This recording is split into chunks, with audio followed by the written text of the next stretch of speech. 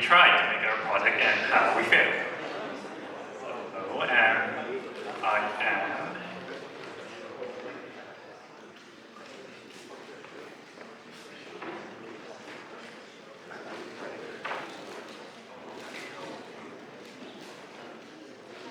okay, hello, I'm Takafumi, and here's my favorite Pokemon called Snowbrook.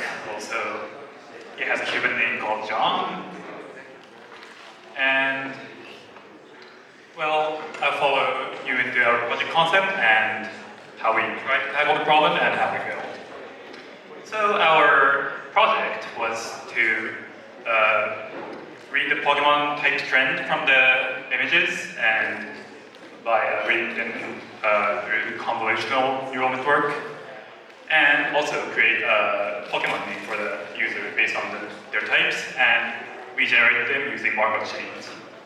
And at the end, we would love to employ them on the website so people can enjoy them on the website as well.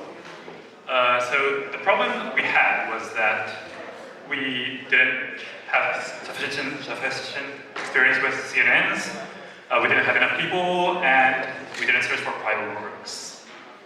So what the problem we had with the CNNs was that we were not used to a small data set with multi-labels, so the most, because Pokemon has 80 data types, and for the most they have 2 data types, so the possible amount of combination is 178, and while they only have 1,000 Pokemon, so if you have one image per Pokemon, it's just, the data amount is not sufficient. And also, we spent too much time. So with our 24-hour windows, we couldn't spend time efficiently to go through all of them. And also, we wasn't able to handle the characteristics of Pokemon data images from our dataset. Also, we just only had 2 people. This was our very first DataHacks. We noticed later that it is really important to have enough amount of people because we also have to create front end, back end. Also, we have to create our own models, so we simply didn't have enough people.